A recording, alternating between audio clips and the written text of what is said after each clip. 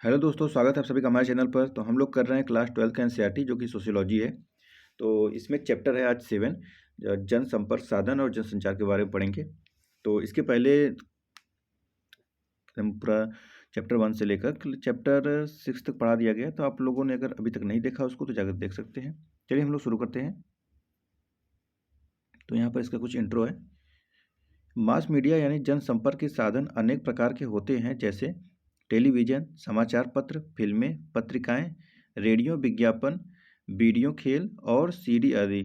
उन्हें mass media इसलिए कहा जाता है क्योंकि वे एक साथ बहुत बड़ी संख्या में दर्शकों, श्रोताओं एवं पाठकों तक पहुंचते हैं।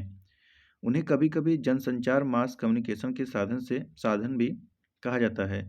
आपकी पीढ़ी के बहुत से लोगों के लिए जनसंपर्क के किसी माध्यम से विहीन दुनिया की कल्पना करना भी संभवतः कठिन होगा। आगे आता है, मास मीडिया हमारे दैनिक जीवन का एक अंग है। देश भर के अनेक मध्यवर्गीय परिवारों में लोग प्रातः बिस्तर से उठते ही सबसे पहले रेडियो या टेलीविज़न चालू करते हैं, अतः प्रातःकालीन समाचार पत्र देखते हैं। उन्हीं परिवारों के बच्चे सर्वप्रथम अपने मोबाइल फ़ोन पर यह देखने के लिए नज़र डालते हैं कि कोई मिस्ड कॉल तो नहीं आई है। अनेक नगरीय क्षेत्रों में नलसाज, बिजली मिस्त्री, बढ़ई, रंगसाज और अन्य विभिन्न प्रकार की सेवाएं देने वाले लोग अपना एक मोबाइल फ़ोन रखते हैं जिस पर उनसे आसानी से संपर्क किया जा सकता है। अब तो नगरों में अधिकतर दुकानें एक छोटा टेलीविज़न सेट भी रखने लगी है। आने वाले ग्राहक दुकानदार से टेलीविज़न पर दिखाई जा रही फिल्म या क्रिकेट मैच के बारे में छिटपुट बातचीत भी कर लेते हैं। विदेशों में रहने वाले भारतीय लोग टेलीफोन और इंटरनेट की सहायता से देश में रहने वाले अपने मित्रों एवं परिवारों के साथ बराबर संपर्क बनाए रखते हैं। नगरों में रहने वाले प्रवासी कामगार वर्ग के लोग भी गांव में रहने वाले अपने परिवारों से दूरभाष द्वारा नियमित रूप से संपर्क बनाए रखते हैं। क्या आपने मोबाइल फ़ोनों के बारे में विभिन्न प्रकार के विज्ञापनों को देखा है? क्या आपने यह जानने की कोशिश की है कि मोबाइल फ़ोन विविध प्रकार के सामाजिक समूहों की आवश्यकताओं को पूरा करते हैं? क्या आपको यह जानकर आश्चर्य नहीं होगा कि सीबीएसई यानी केंद्रीय माध्यमिक शिक्षा बोर्ड के परीक्षा परिणाम इंटरनेट और मोबाइल फ़ोन दोनों पर उपलब्ध होते हैं? सच तो यह है कि इनकी पुस्तकें भी इंटरनेट पर उपलब्ध हैं। यह तो स्पष्ट है कि हाल के वर्षों में सभी प्रकार के जनसंचार के साधनों का चमत्कारिक रूप से विस्तार हुआ है। समाजशास्त्र के छात्र होने के नाते हमें इस वृद्धि के अनेक पहलुओं के बारे में जानने में रुचि है। सर्वप्रथम, जबकि हम वर्तमान संचार क्रांति की विशिष्टता को पहचानते हैं, तो हमें कुछ पीछे जाकर विश्व और भारत में आधुनिक जनसंपर्क के साधनों में हुई वृद्धि की रूपरेखा को प्रस्तुत करना भी आवश्यक है। इससे हमें यह समझने में सहायता मिलेगी कि किसी अन्य सामाजिक संस्था की तरह ही मास मीडिया की संरचना और विषय वस्तु का स्वरूप भी आर्थिक, राजनीतिक और सामाजिक सांस्कृतिक संदर्भों में आए परिवर्तनों से निर्धारित हुआ है। उदाहरण के लिए हम यह देखते हैं कि स्वतंत्रता प्राप्ति के बाद प्रारंभिक दशकों में प्रमुख रूप से राज्य सरकार और विकास के बारे में उसकी सोच ने मीडिया को कितना अधिक प्रभावित किया है, और 1990 के बाद के भूमंडलीकरण के दौर में बाजार को कितनी महत्वपूर्ण भूमिका निभानी है। दूसरा, हमें यह समझने में अधिक सहायता मिलती है कि समाज के साथ जनसंपर्क और संचार के साधनों के संबंध कितने द्वंद्वात्मक हैं। दोनों एक दूसरे को प्रभावित करते हैं। मास मीडिया की प्रकृति और भूमि उस समाज द्वारा प्रभावित होती है जिसमें यह स्थित होता है। साथ ही समाज पर मास मीडिया के दूरगामी प्रभाव पर जितना बल दिया जाए थोड़ा होगा। हम इस द्वंद्वात्मक संबंध को उस समय देखेंगे और समझेंगे जब हम इस अध्याय में यानी क पहला औपनिवेशिक भारत में मीडिया की भूमिका, और ख स्वतंत्रता प्राप्ति के बाद प्रारंभिक दशकों में, ग अंततः भूमंडलीकरण के संदर्भ में। तीसरा, जनसंचार संचार के अन्य साधनों से भिन्न होता है क्योंकि इसे विशाल पूंजी उत्पादन और औपचारिक संरचनात्मक संगठन और प्रबंधन की आवश्यकता होती है। इस प्रकार आप देखेंगे कि मास मीडिया की संरचना और प्रकार के लिए राज्य और अथवा बाजार की प्रमुख भूमिका होती है। मास मीडिया ऐसे बहुत बड़े संगठनों के माध्यम से कार्य करता है जिनमें भारी पूंजी लगी होती है और काफ़ी बड़ी संख्या में कर्मचारी काम करते हैं। चौथा, इसका महत्वपूर्ण अंतर यह है कि लोगों के विभिन्न वर्ग के लोग मास मीडिया का आसानी से प्रयोग कर सकते हैं। आपको याद होगा कि इसी तथ्य को पिछले अध्याय में डिजिटल अंतर डिजिटल डिवाइड की संकल्पना के रूप में प्रस्तुत किया गया था। अब आता है पहला पॉइंट, तो इसमें है आधुनिक मास मीडिया का प्रारंभ कैसे हुआ है, तो देखते हैं। पहली आधुनिक मास मीडिया की संस्था का प्रारंभ प्रिंटिंग प्रेस यानी मुद्रणालय छापाखाना के विकास के साथ हुआ था।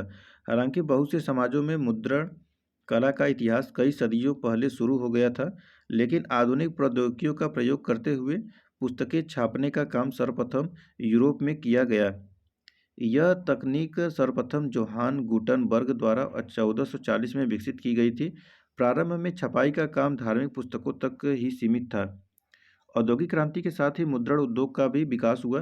कुलीन मुद्रणालय के प्रथम उत्पाद साक्षर अभिजात लोगों तक ही सीमित थे। तत्पश्चात 19वीं सदी के मध्य भाग में आकर जब प्रौद्योगिकियों, परिवहन और साक्षरता और आगे विकास हुआ, तभी समाचार पत्र जन जन तक पहुंचने लगे। देश के विभिन्न क्षेत्रों में रहने वाले लोगों को एक जैसे समाचार पढ़ने या सुनने को मिलने लगे। ऐसा कहा जाता है कि इसी के फलस्वरूप देश के विभिन्न भागों में रहने वाले लोग परस्पर जुड़े हुए महसूस करने लगे और उनमें हम की भावना विकसित हो गई। इस संबंध में सुविख्यात विद्वान बेनेडिक्ट एंडरसन ने कहा कि इससे राष्ट्रवाद का विकास हुआ और जो लोग एक दूसरे के अस्तित्व के बारे में नहीं जानते थे, वे भी एक परिवार के सदस्य जैसा महसूस करने लगे। इससे अपरिचित लोगों के बीच भी मैत्री भाव उत्पन्न हो गया। इस प्रकार एंडरसन के कथानुसार हम राष्ट्र के एक काल्पनिक समुदाय की तरह मान सकते हैं। यह आप याद कीजिए कि कैसे 19वीं सदी के समाज सुधारक अक्सर समाचार पत्रों व पत्रिकाओं में अनेक सामाजिक मुद्दों पर लिखते थे और वाद विवाद किया करते थे। भारतीय राष्ट्रवाद का विकास भी उपनिवेशवाद के विरुद्ध उसके संघर्ष के साथ गहराई से जुड़ा है। इसका उद्भव भारत में ब्रिटिश शासन द्वारा लाए गए संस्थागत परिवर्तनों के परिणाम स्वरूप हुआ। औपनिवेशिक सरकार के उत्पीड़क उपायों का खुलकर विरोध करने वाली राष्ट्रवादी प्रेस ने उपनिवेश विरोधी जनमत जागृत किया और फिर उसे सही दिशा में दी। परिणाम स्वरूप औपनिवेशिक सरकार ने राष्ट्रवादी प्रेस पर शिकंजा कसना शुरू कर दिया और उस पर सेंसर व्यवस्था लागू कर दी। इसका एक उदाहरण इल्बर्ट बिल 1883 के विरुद्ध आंदोलन है। राष्ट्रवादी आंदोलन को समर्थन देने के कारण केसरी यानी मराठी, मातृभूमि मलयालम, अमृत बाजार पत्रिका अंग्रेजी जैसे कई राष्ट्रवादी समाचार पत्रों को औपनिवेशिक सरकार की अप्रसन्नता सहनी पड़ी, लेकिन इसका उन पर कोई असर नहीं हुआ। उन समाचार पत्रों ने राष्ट्रवादी आंदोलन का समर्थन जारी रखा और वे औपनिवेशिक शासन को समाप्त करने की मांग करते रहे। आगे आता है, ब्रिटिश शासन के अंतर्गत मास मीडिया का फैलाव समाचार पत्रों और पत्रिकाओं तथा फिल्मों और रेडियो तक ही सीमित था। रेडियो पूर्ण रूप से राज्य यानी सरकार के स्वामित्व में था, इसलिए उस पर राष्ट्रीय विचार अभिव्यक्त नहीं किए जा सकते थे। यद्यपि समाचार पत्र एवं फिल्में दोनों में स्वायत्तता थी, लेकिन ब्रिटिश राज उन पर कड़ी नज़र रखता था। अंग्रेजी या देसी भाषाओं में समाचार पत्रों और पत्रिकाओं का प्रसार बहुत व्यापक रूप से नहीं होता था, क्योंकि बहुत कम लोग साक्षर थे। फिर भी उनका प्रभाव उनकी वितरण संख्या की तुलना में बहुत अधिक था, क्योंकि खबरें और सूचनाएं वाणिज्यिक तथा प्रशासनिक केंद्रों जैसे बाजारों तथा व्यापारिक केंद्रों और न्यायालयों तथा कस्बों में पढ़ी जाती थी। पत्र पत्रिकाओं प्रिंट मीडिया में जनमत के विभिन्न आयाम होते थे, जिसमें स्वतंत्र भारत के स्वरूप के बारे में विचार व्यक्त किए जाते थे। ये विभिन्न विचार भारत के स्वतंत्र हो जाने के बाद भी जारी हो रहे हैं। अब आता है दूसरा पॉइंट, स्वतंत्र भारत में मास मीडिया। तो क्या थी स्वतंत्र भारत में मास मीडिया, कैसे काम किया, तो इसका दृष्टिकोण है। स्वतंत्र भारत में देश के प्रथम प्रधानमंत्री जवाहरलाल नेहरू ने मीडिया से लोकतंत्र के पहरेदार की भूमिका निभाने के लिए कहा। मीडिया से यह आशा की गई कि वह लोगों के हृदय में आत्मनिर्भरता और राष्ट्रीय विकास की भावना भरे। आपने पिछले अध्यायों में पढ़ा था कि भारत में स्वतंत्रता के प्रारंभिक वर्षों में देश के विकास पर कितना अधिक बल दिया गया था। विभिन्न विकास कार्यों के बारे में आम लोगों को सूचित करने का साधन मीडिया ही था। तब मीडिया को अस्पृश्यता, बाल विवाह, विधवा बहिष्कार जैसी सामाजिक कुरीतियों तथा जादू टोना और विश्वास, चिकित्सा, फेथ हीलिंग जैसे अंधविश्वासों के विरुद्ध लड़ने के लिए भी प्रोत्साहित किया जाता था। एक आधुनिक औद्योगिक समाज का निर्माण करने के लिए एक तर्कसंगत और एवं वैज्ञानिक स्वभाव को बढ़ावा देने की आवश्यकता थी। भारत सरकार का फिल्म प्रभाग, समाचार फिल्में और वृत्त चित्र प्रस्तुत करता था। इन्हें प्रत्येक सिनेमाघर में फिल्म प्रारंभ करने से पहले दिखाया जाता था ताकि दर्शकों को सरकार द्वारा चलाई जा रही विकास प्रक्रिया के बारे में जानकारी मिल सके।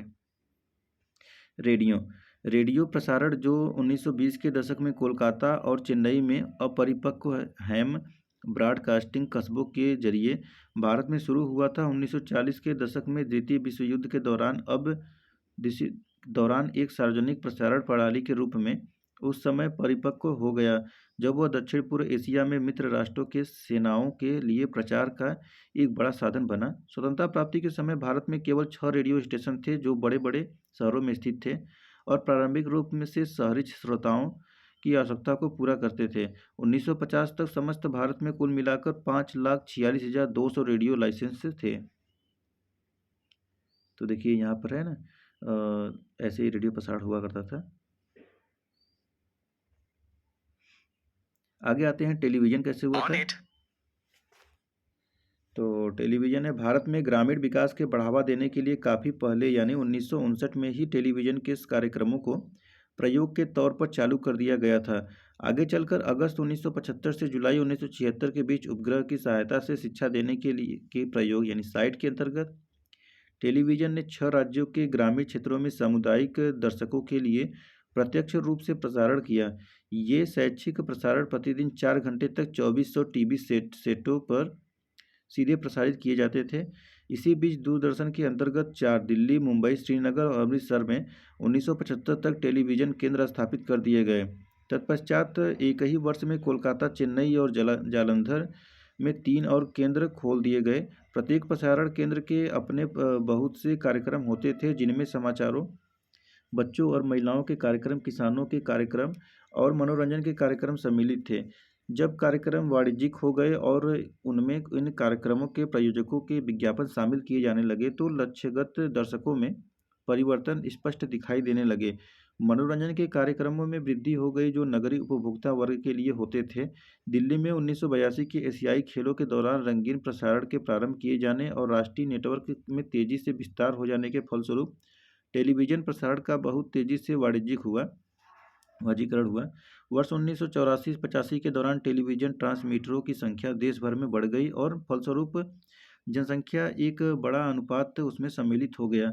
यही वह समय था जब हम लोग 1984-85 और बुनियाद 1986-87 जैसे सोप ओपेरा प्रसारित किए गए। यह अत्यंत लोकप्रिय सिद्ध हुआ और दूरदर्शन के लिए भारी मात्रा में विज्ञापन द्वारा राजस्व अर्जित किया, जैसा कि आगे चलकर रामायण 1987-88 और महाभारत 1988-90 महाकाव्यों के प्रसारण से भी हुआ। आज टेलीविज़न उद्योग का स्थिति इस प्रकार है जिसे ट्राई द्वारा जारी वार्षिक रिपोर्ट 2015-16 में स्पष्ट रूप से कहा गया है कि चीन के बाद भारत का दूसरा सबसे बड़ा टीवी बाजार है। उद्योग विभाग के अनुमान के मुताबिक मार्च 2016 तक मौजूद 2841 मिलियन घरों में 18.1 करोड़ के आसपास टेलीविज़न सेट है जो केबल टीवी सेवाओं, डीटीएच सेवाओं, दूरदर्शन के एक स्थलीय टीवी नेटवर्क के अतिरिक्त आईपीटीवी सेवाओं के द्वारा सेवा प्रदान कर रहे हैं। यहाँ पर देखिए कुछ यहाँ पे है हम लोग एक निर्णायक मोड़। तो हम लोग भारत का सबसे पहला लंबे समय तक चलने वाला सोप ओपेरा था। इस नए सबसे पहले प्रदर्शक कार्यक्रम ने मनोरंजक संदेश में शैक्षिक अंतर्वस्तु का जानबूझकर समावेश करते हुए मनोरंजन शिक्षा की संयुक्त रणनीति का उपयोग किया था। हम लोग के करीब 156 कथांश एपिसोड 1984-85 के दौरान 17 महीनों तक हिंदी में प्रसारित किए गए। इस टेलीविज़न कार्यक्रम ने सामाजिक विषयों और लैंगिक यानी स्त्री पुरुष समानता, छोटा परिवार और राष्ट्रीय एकता को बढ़ावा दिया। 22 मिनट के प्रत्येक एपिसोड के अंत में एक विख्यात भारतीय अभिनेता अशोक कुमार 30-40 सेकंड के एक उपसंहार के रूप में उस एपिसोड से प्राप्त सबक को संक्षेप में प्रस्तुत किया करते थे। अशोक कुमार नाट्य प्रसंगों को दर्शकों के दैनिक जीवन से जोड़ते थे। उदाहरण के लिए उन्होंने एक निंदनीय पात्र जो शराब पीता था और अपनी बीबी से मारपीट करता था पर टिप्पणी करते हुए दर्शकों से यह पूछा, आपके विचार से बसे सर राम जैसे लोग इतनी ज़्यादा शराब क्यों पीते हैं और फिर बुरा बर्ताव क्यों करते हैं? क्या आप ऐसे किसी व्यक्ति को जानते हैं? शराब पीने की लत को कैसे कम किया जा सकता है? इसके लिए आप क्या कर सकते हैं? सिंघम एवं रोजर्स 1989। हम लोग के दर्शकों के बारे में अध्ययन करने से दर्शक वर्ग के 10 सदस्यों एवं उनके प्रिय हम लोग के पात्रों के बीच उच्च कोटि के परासामाजिक अंतःक्रिया का पता चलता है। उदाहरण के लिए हम लोग के बहुत से दर्शकों ने यह बताया कि उन्होंने अपने निजी निवास कक्षों के एकांत में अपने प्रिय पात्रों से मिलने के लिए अपनी दैनिक कार्यों में यथोचित परिवर्तन कर लिए थे। अन्य कई व्यक्तियों ने बताया कि वे टेलीविजन सेटों के माध्यम से अपने प्रिय प्रिय पात्रों से बातचीत करते थे। उदाहरण के लिए, बड़की चिंता मत करो, जीवन बनाने का अपना सपना मत छोड़ो। हम लोग को देखने वालों की संख्या उत्तर भारत में 65 से 90% और दक्षिण भारत में 20 से 40% तक थी। औसतन लगभग 5 करोड़ दर्शक हम लोग का प्रसारण देखते थे। इस सोप ओपेरा का एक असामान्य पक्ष यह था कि दर्शकों के इसके बारे में बड़ी संख्या में यानी 4 लाख से भी अधिक पत्र प्राप्त हुआ करते थे। वे इतने अधिक थे कि उनमें से अधिकांश तो दूरदर्शन के अधिकारियों द्वारा खोले भी नहीं जा सकते थे। अब आता है आगे, मुद्रण माध्यम प्रिंट मीडिया। तो प्रिंट मीडिया यानी मुद्रण माध्यम के प्रारंभ और सामाजिक सुधार आंदोलन के प्रसार तथा राष्ट्रवादी आंदोलन दोनों में उसकी भूमिका के बारे में जाना जा चुका है। स्वतंत्रता प्राप्ति के बाद प्रिंट मीडिया ने राष्ट्र निर्माण के कार्य में अपनी भागीदारी निभाने की भूमिका को बराबर जारी रखा और इसके लिए वह विकासात्मक मुद्दों को उठाता रहा और बहुत बड़े भाग के लोगों को आवाज़ को बुलंद करता रहा। अब देखिए, मीडिया को सबसे भयंकर चुनौती का सामना तब करना पड़ा जब 1975 में आपातकाल की घोषणा की गई और मीडिया पर सेंसर व्यवस्था लागू की गई। सौभाग्यवश वह समय समाप्त हो गया और 1977 में लोकतंत्र की पुनः स्थापना हुई। अब आगे आता है भूमंडलीकरण और मीडिया। तो हम पिछले अध्याय में भूमंडलीकरण के दुर्भाग्य प्रभाव और संचार माध्यम संचार क्रांति के साथ उसके घनिष्ठ संबंध के बारे में पढ़ चुके हैं। मीडिया के हमेशा अनेक अंतर्राष्ट्रीय आयाम रहे हैं, जैसे कि नए समाचार एकत्र करना और प्राथमिक रूप से पाश्चात्य फिल्मों को दूसरे देशों में बेचना। किंतु 1970 के दशक तक अधिकांश मीडिया कंपनियां राष्ट्रीय सरकारों के विनियमों का पालन करते हुए विशिष्ट घरेलू बाजारों में कार्यरत रही। पिछले 3 दशकों में मीडिया उद्योग में अनेक रूपांतरण हुए। राष्ट्रीय बाजारों का स्थान अब तरल भूमंडलीय बाजार में ने ले लिया है और नवीन प्रौद्योगिकियों ने मीडिया के विभिन्न रूपों को, जो पहले अलग अलग थे, अब आपस में मिला दिया है। अब आता है टेलीविज़न। 1991 में भारत में केवल एक ही राज्य नियंत्रित टीवी चैनल दूरदर्शन था। 1998 तक लगभग 70 चैनल हो गए। 1990 के दशक के मध्य भाग से गैर सरकारी चैनलों की संख्या कई गुना बढ़ गई है। वर्ष 2020 में जब दूरदर्शन 35 से अधिक चैनलों पर अपने कार्यक्रम प्रसारित कर रहा था, गैर सरकारी टेलीविज़न नेटवर्कों की संख्या 900 के आसपास थी। गैर सरकारी उपग्रह टेलीविज़न में हुई आश्चर्यजनक वृद्धि समकालीन भारत में हुए निर्णयात्मक विकासों में से एक है। वर्ष 2002 में औसतन 13.4 करोड़ लोग प्रति सप्ताह उपग्रह टीवी देखा करते थे। यह संख्या बढ़कर 2005 में 19 करोड़ हो गई। वर्ष 2002 में उपग्रह टीवी की सुविधा वाले घरों की संख्या 4 करोड़ थी, जो बढ़कर 2005 में 6.10 करोड़ हो गई। टीवी रखने वाले घरों में, सभी घरों में से 56% घरों में अब उपग्रह ग्राहक यानी सैटेलाइट सब्सक्रिप्शन पहुंच चुकी है। 1991 के खाड़ी युद्ध ने, जिसने CNN चैनल को लोकप्रिय बनाया, और उसी वर्ष हांगकांग के होमपोआ हचिन सन समूह द्वारा प्रारंभ किए गए स्टार टीवी ने भारत में गैर सरकारी उपग्रह चैनलों के आगमन का संकेत दे दिया था। 1992 में हिंदी आधारित उपग्रह मनोरंजन चैनल जी टीवी ने भारत में केबल टेलीविज़न को अपने कार्यक्रम देना शुरू कर दिया था। वर्ष 2000 तक आते आते भारत में 40 और सरकारी केबल और उपग्रह हो चुके थे, जिनमें से कुछ ऐसे भी थे जो केवल क्षेत्रीय भाषाओं के प्रसारण पर ही केंद्रित थे, जैसे सन टीवी, इनार टीवी, उदय टीवी, राज टीवी और एशिया नेट। इस बीच जी टीवी ने भी कई क्षेत्रीय नेटवर्क शुरू किए जो मराठी, बांग्ला और अन्य भाषाओं में कार्यक्रम में प्रसारित करते थे। अब आगे आता है रेडियो। वर्ष 2000 में आकाशवाणी के कार्यक्रम भारत के सभी 2/3 घर परिवारों में 24 भाषाओं और 146 बोलियों में 12 करोड़ से भी अधिक रेडियो सेटों पर सुने जा सकते थे। 2002 में गैर सरकारी स्वामित्व वाले एफएम रेडियो स्टेशनों की स्थापना से रेडियो पर मनोरंजन के कार्यक्रमों में बढ़ोतरी हुई। श्रोताओं को आकर्षित करने के लिए ये निजी तौर पर चलाए जा रहे रेडियो स्टेशन अपने श्रोताओं का मनोरंजन करते थे, चूँकि गैर सरकारी तौर पर चलाए जाने वाले एफएम चैनलों को कोई राजनीतिक समाचार बुलेटिन प्रसारित करने की अनुमति नहीं देता है। इसलिए इनमें से बहुत से चैनल अपने श्रोताओं को लुभाए रखने के लिए किसी विशेष प्रकार के लोकप्रिय संगीत में अपनी विशेषता रखते हैं। ऐसे एक एफएम चैनल का दावा है कि वह दिन भर हिट गानों को ही प्रसारित करता है। अब आता है 2 फिल्मों रंग दे बसंती और लगे रहो मुन्ना भाई में रेडियो को संचार के सक्रिय माध्यम के रूप में इस्तेमाल किया गया है। हालांकि दोनों ही फिल्में समकालीन परिवेश की हैं। रंग दे बसंती में एक कर्तव्यनिष्ठ गुस्सैल कॉलेज छात्र भगत सिंह की कहानी से प्रेरित होकर एक मंत्री की हत्या कर देता है और फिर जनता तक अपना संदेश प्रसारित करने के लिए आकाशवाणी को अपने कब्जे में कर लेता है। जबकि लगे रहो मुन्ना भाई में नायिका एक रेडियो जॉकी है जो अपनी आत्मीय पुकार गुड मॉर्निंग इंडिया से देश को जगाती है और नायक भी एक लड़की के जीवन को बचाने के लिए रेडियो स्टेशन का सहारा लेता है।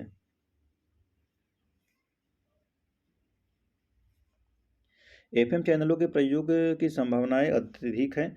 रेडियो स्टेशनों के और अधिक निजीकरण तथा समुदाय के स्वामित्व वाले रेडियो स्टेशनों के उद्भव के परिणाम स्वरूप रेडियो स्टेशनों का और अधिक विकास होगा। स्थानीय समाचारों को सुनने की मांग बढ़ रही है।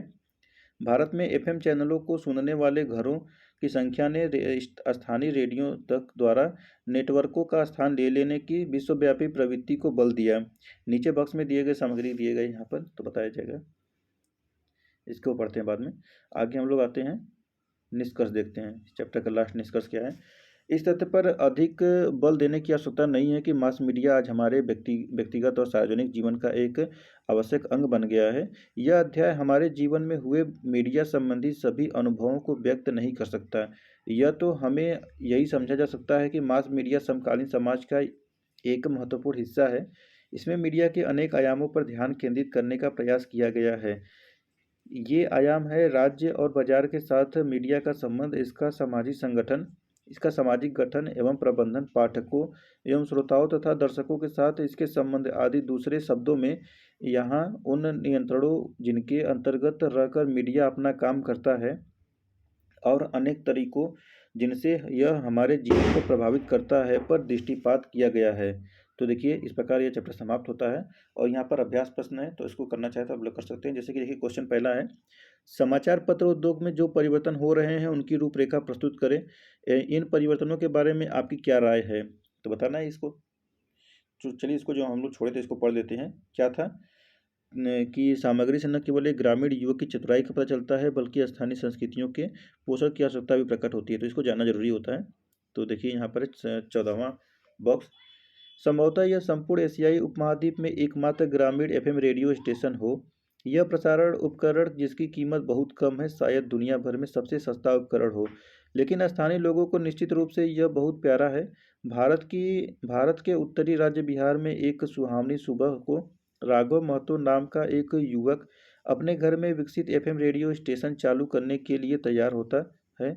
मरम्मत सेवा प्रदान करने वाली राघव छोटी सी दुकान और रेडियो स्टेशन के 20 किलोमीटर यानी 12 मील के घरों में रहने वाले हजारों ग्रामवासी अपने प्रिय स्टेशन का कार्यक्रम सुनने के लिए अपने रेडियो सेट चालू करते हैं। थोड़ी सी घबराहट की आवाज़ के बाद एक युवक का आत्मविश्वासपूर्ण स्वर रेडियो तरंगों पर तैरने लगता है। सुप्रभात राघव एफएम मंसूरपुर में आपका स्वागत है। अब अपने मनपसंद गाने सुनिए की घोषणा राघव के मित्र और कार्यक्रम संचालक शंभू के स्वर्ग में सुनाई पड़ती है, जो स्थानीय संगीत के टेम्पो के ढेर से घिरा हुआ सेलो टेप का प्लास्टर लगे माइक्रोफोन में बोलता है।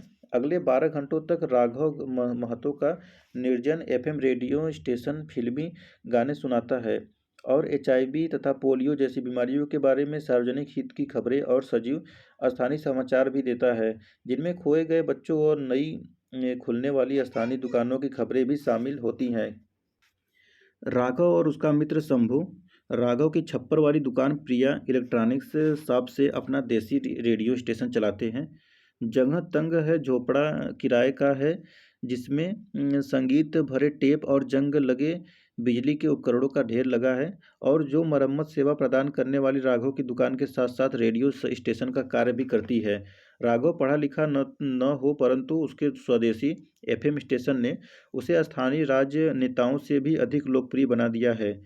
राघव का रेडियो के साथ प्रेस प्रसंग 1997 में प्रारंभ हुआ, जब उसने एक स्थानीय मरम्मत की दुकान में एक मिस्त्री के रूप में काम करना प्रारंभ किया था। जब दुकान का मालिक वह क्षेत्र छोड़कर चला गया तो एक कैंसर पीड़ित खेतिहर मजदूर के बेटे राघव ने एक मित्र के साथ मिलकर वह झोपड़ी ले ली। 2003 में किसी समय राघव ने, जो तब तक रेडियो के बारे में काफ़ी कुछ जान चुका था, गरीबी की मार से पीड़ित बिहार राज्य में, जहां बहुत से क्षेत्रों में बिजली नहीं है, सस्ते बैटरी से चलने वाले ट्रांजिस्टर ही मनोरंजन का सबसे लोकप्रिय साधन है। इस विचार को पक्का करने और ऐसी किट तैयार करने में जो एक निर्धारित रेडियो आवृत्ति रेडियो फ्रीक्वेंसी पर मेरे कार्यक्रम प्रसारित कर सके, मुझे काफ़ी लंबा समय लगा। किट पर 50 रुपये लागत आई। राघव कहता है, प्रसारण किट एक एंटीना साथ लंबे बांस पर पास के एक 3 मंजिला अस्पताल पर लगी है। एक लंबा तार उस प्रसारण यंत्र को नीचे राघव के रेडियो झोपड़े में लगे घरघराहट करने वाले घर के बने पुराने स्टीरियो कैसेट प्लेयर से जोड़ता है। 3 अन्य जंग लगे स्थानीय रूप से बने बैटरी से चलित टेप टेप रिकॉर्डर रंगीन तारों को और एक बेतार कार्डलेस माइक्रोफोन के साथ इससे जुड़े हैं। राघव के झोपड़े में स्थानीय भोजपुरी, बॉलीवुड और भक्ति गीतों के कोई 200 टेप हैं, जिन्हें वह अपने श्रोताओं के लिए बजाता है। राघव का रेडियो स्टेशन उसका एक शौक है, वह उससे कुछ कमाता नहीं है। वह अपनी इलेक्ट्रॉनिक मरम्मत की दुकान से कोई 2000 रुपये प्रति माह कमा लेता है। यह युवक, जो अपने परिवार के साथ एक झोपड़े में रहता है, यह नहीं जानता है कि एफएम स्टेशन चलाने के लिए सरकार से लाइसेंस लेना होता है। मैं इस बारे में नहीं जानता। मैंने तो यह धंधा बस कौतूहलवश प्रारंभ कर दिया था और हर वर्ष इसका प्रसारण क्षेत्र बढ़ाया गया। वह कहता है, इसलिए जब कुछ समय पहले कुछ लोगों ने उसे यह कहा कि उसका रेडियो स्टेशन अवैध है, तो उसने उसे वास्तव में बंद कर दिया। लेकिन स्थानीय ग्रामवासियों ने उसके झोपड़े को घेर लिया और उसे अपनी सेवाएं फिर से चालू करने के लिए राजी कर लिया। स्थानीय लोगों को इससे कोई मतलब नहीं कि राघव का एफएम मंसूरपुर के पास कोई सरकारी लाइसेंस है या नहीं, वे तो बस उसे प्यार करते हैं। तो देखिए, इस प्रकार ऐसे रेडियो शुरू हुआ था। तो देखिए, ये चैप्टर भी अब समाप्त हो चुका है। और अब हम लोग चैप्टर अभी क्लास 12 का एनसीईआरटी जो कि सोशियोलॉजी था, और चैप्टर आज का था चैप्टर 7 जनसंपर्क साधन और जनसंचार। तो देखा होगा आप लोगों ने कैसे जनसंचार हुआ, कैसे साधन हुआ।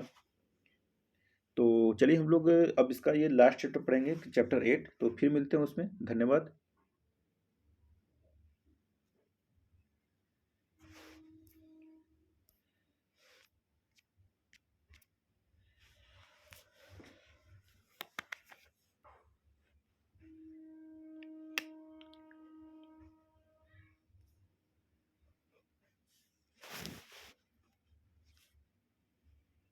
Oh my God.